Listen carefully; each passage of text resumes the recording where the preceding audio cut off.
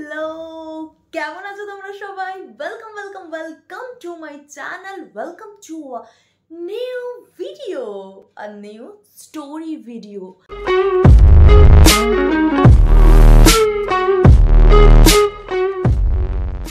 So hello kiddies, কেমন চলছে এখন দিনকাল, কেমন চলছে সবকিছু, কেমন চলছে খবর?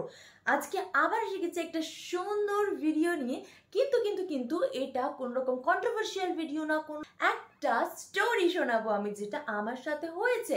আমি খুব ইন্ট্রোভার্ট একটা মেয়ে, আমি একদমই সবার সাথে কথা বলতে ভালোবাসি না, কিন্তু হ্যাঁ, ক্যামেরার সামনে কথা বলতে আমার ভীষণ ভালো লাগে। ক্যামেরার সামনে আমি একদম শাই না, কিন্তু বাকি মানুষদের সামনে আমি ভীষণ শাই, আমি একদম কথা বলতে ভালোবাসি না। তাই আমার আজকের দিনে দাঁড়িয়ে একটা দুটো না, আমার কোনো ফ্রেন্ডই নেই। ও মাই গড, কিন্তু কেন, কিভাবে, সেটাই তো কোয়েশ্চেন। তাহলে যে এত কিছু ভিডিও দিই, এত কিছু ছবি, দেখো তার মধ্যে দু তিনজন আমার দিদি হয় সম্পর্কে, তারা কিন্তু আমার বন্ধু না, কিন্তু এক একজন সুন্দরভাবে বন্ধুত্বের নামে এসে কিরকম ভাবে একটা যেন চলে যায়, মানে সেটা ব্লেসিংস যে তারা চলে যায়, সেরকমই একটা গল্প আমি তোমাদেরকে বলি। আমার এই যে প্রিয় মানুষ আমার, সে কিছু জনের সাথে আমাকে দেখা করায়, তার মধ্যে একটা মেয়ে ছিল, যে মেয়েটা খুব নিজেকে কিউট ভাবতো বা কিউট বিহেভিয়ার করতো। আমরাও ভাবতাম যে সি সো কিউট, সো বাচ্চা, সো কিউট। এজটা অতটাও কম ছিল না, কিন্তু বিহেভিয়ার এমন ছিল যে প্লিজ আমার কাছে কিছু নেই, আমাকে একটু কাজ দাও, আমি কিছু পারি না, আমি মানে এরকম একটা বেবি বেবি টাইপ। আমি তো একটা মেয়ে, আমি ভাবতাম যে না, যাই হয়ে যাক, আমি একটা মেয়েকে সাহায্য করব, আমি একটা মেয়েকে হেল্প করব, আমি আজকে যতটুকুই কাজ পারি ততটুকুই তাকে শিখিয়ে সে সাকসেসফুল হবে, আমি দেখব। কিন্তু মেয়েটা মনে মনে কি ছিল, মেয়েটার মনে মনে এগুলো কিচ্ছু ছিল না। মেয়েটার মনে ছিল যে শুধুমাত্র কিরম ভাবে ইউজ করতে পারবো, আর কিচ্ছু না। মেয়েটা আমাদের সাথে থাকতো, ঘুরতো ফিরতো, আমরাও ভাবতাম ছোট বাচ্চা মানুষ, বোন হয়, ইটস ওকে। কিন্তু না, তার মনে ছিল আলাদাই বিষ।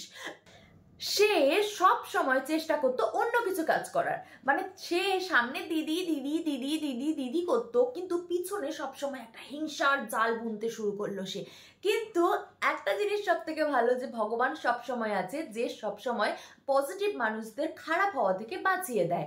তাই আমাকে আর আমার মানুষকে সুন্দরভাবে সে বাঁচিয়ে দিল। আমার মানুষটা সব সময় তাকে মানে সে আমার মানুষটার স্টুডেন্ট ছিল, হ্যাঁ আমি নাম খুলেই বলছি, সাওয়াজের স্টুডেন্ট ছিল।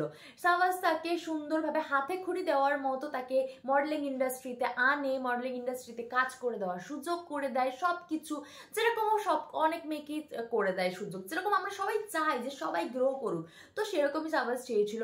কিন্তু না, মেয়েটা একটু অন্য কিছুই চেয়েছিল। তো মেয়েটাকে সবসময় আমরা সবাই ভেবেছি সবাই মিলে খুব সাপোর্ট করবো, খুব হেল্প করবো, কিন্তু না, মেয়েটা সবসময় একটা হিংসার মধ্যে থাকতো, যেটা ওর ওই কিউট চোখে মুখে ভেসে উঠতো।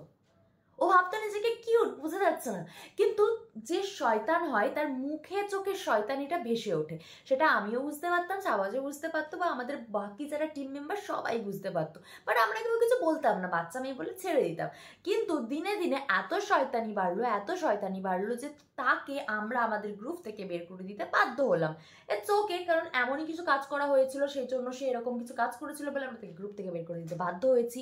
তার আগেও সে একটা অনেক বড় শয়তানি করেছিল, কিন্তু সেই শয়তানিটা করার পরও আমাদের সম্পর্কটা খারাপ করার চেষ্টা করে, স্পেশালি আমার আর আমাদের সম্পর্ক খারাপ করার চেষ্টা করেছিল, খুব বাজেভাবে মিসআন্ডারস্ট্যান্ডিং ক্রিয়েট করে। মানে আমরা দুজন মেয়েটাকে হেল্প করছি আগে যাতে গ্রো করে, আর সেই মেয়েটাই আমাদের সম্পর্ক খারাপ করার চেষ্টা করছে। মানে সে ভাবলো যে সম্পর্ক খারাপ করে দিয়ে যদি আমি একটু ভালোভাবে কিছু করে জায়গা পাই, বাট অন্যের জায়গা কেউ নিতে পারে না, কারোর জায়গায় কেউ নিতে পারে না, ঠিক আছে? হিংসা করে কোনো লাভ নেই।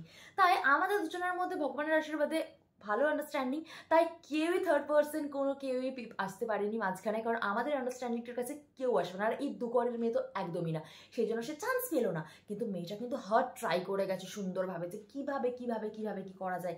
কিন্তু উপরওয়ালার আশীর্বাদে আমরা দুজন একসাথে আছি, আর আমি চাই যে এরকম যে থার্ড পার্সন তোমাদের লাইফেও আসো, তোমরা তাকে জাস্ট কিক আউট করে দাও, যেরকম আমরা করেছি। এখানেই শেষ না, মেয়েটাকে কিক আউট করে দেওয়ার পরেও আমাদের পুরো টিম তাকে ব্লক করে দিল, পুরো মডেলিং ইন্ডাস্ট্রি থেকে সে বেরিয়ে গেল হঠাৎ করেই।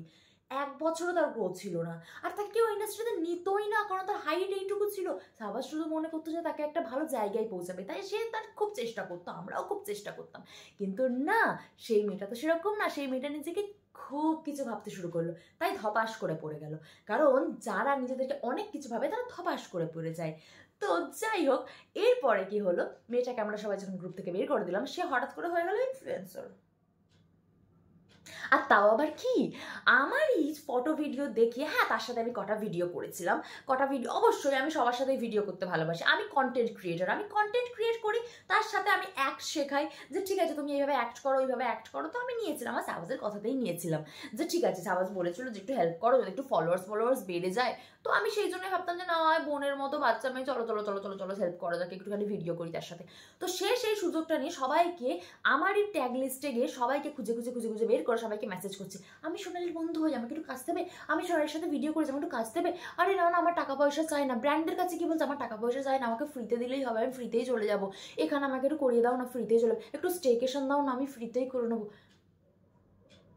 মানে কেন? মানে যাদের সাথে তোর প্রবলেম হলো, যাদের সাথে তোর হলো না, তাদের গ্রুপ থেকে বেরিয়ে গিয়ে মডেলিং ইন্ডাস্ট্রি ধপ করে পড়ে গিয়ে আবার ইনফ্লুয়েন্সার হওয়ার চেষ্টা, তাও ফ্রিতে। মানে এইসব মেয়েদের কাজ কি জানো, মানে নিজেদের কোনো গোল নেই, নিজেদের কোনো ফোকাস নেই, নিজেদের কোনো এম নেই, এ কি করছে আমি ওটা করি, আচ্ছা ও অ্যাক্টিং করছে আমি অ্যাক্টিংয়ের চেষ্টা করবো। আরে ভাই কর, অবশ্যই কারোর থেকে কেউ ইন্সপায়ার হয়ে করার চেষ্টা করে, বাট সে সেটা নয়। ও এটা করছে আমি এটা করবো, ও এটা করছে আমি ওটা করবো, ও ওটা করছে আমি ওটা করবো, আর লোকজনের সম্পর্কে কাটি করবো সুন্দর করে। আমার বয়ফ্রেন্ড না হলেও আমি অন্য কারোর বয়ফ্রেন্ডকে এমন করে গালে হাত দেবো, গায়ে হাত দেবো, পায়ে হাত দেবো, এরকম করার চেষ্টা করবো সুন্দর করে। মানে একটা অসভ্য মেয়ে ছেলের মতো কাজ করার চেষ্টা করবো সম্পর্ক ভাঙার জন্য। আসলে কি জানিস তো বোন, কারোর সম্পর্ক খুব ভাঙতে পারে না, লিটারালি ভাঙতে পারে না, কারণ আন্ডারস্ট্যান্ডিং থাকে। আর তোদের মতো মেয়েরা একদমই পারে না।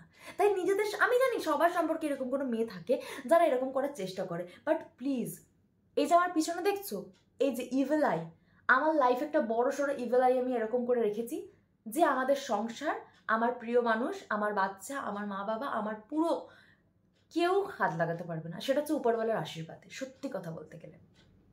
তোমরাও সবসময় প্রে করো তোমাদের লাইফে যেন এরকম কোনো মেয়ে না আসে। আর এই মেয়েটাকে সত্যি আমি ওপেনলি বলতে চাই যে বোন থেমে যা। আর আমি সত্যি চাই যদি তুই ইনফ্লুয়েন্সার হওয়ার চেষ্টা করিস, আমি তোকে হেল্প করবো ভালো করে, বাট এই যেটা করছিস নাটকটা সেটা নয়। সোনালির নাম ভাঙিয়ে খাওয়াটা বন্ধ করে দেওয়া উচিত আমি মনে করি, ঠিক আছে? মানে এইরকম সেমলেস মেয়ে কে হয়, কে? ও গড, মানে লিটারালি। সো এটা একটা গল্প না, এটা রিয়েলিটি ছিল। এইটা আমি শেয়ার করতে তোমাদের সাথে বাধ্য হলাম, কারণ আমি জানি তোমরাও লাইফে এরকম অনেক কিছু, অনেকেই রিলেট করতে পারবে আমার সাথে এই কথাটা, যে অনেকেরই লাইফে এরকম কোনো মেয়ে থাকে যাদেরকে তোমরা হেল্প করার চেষ্টা করো, কিন্তু তারা তোমার ব্যাক বিচিং করে আর তোমাকে হিংসা করে। এইসব মেয়েদের থেকে দূরে থাকো, ছেলে মেয়ে বোধ দূরে থাকো, কারণ এইসব মেয়েরা না খুব নেগেটিভ ভাইবস দেয়। আমি আমার জীবনে মেয়েদেরকে ভীষণ এই জন্য ভয় পাই। সব মেয়ে না, সব মেয়ে একদমই না, কিন্তু কিছু কিছু এরকম টাইপের মেয়ে, ও গড হরিবল।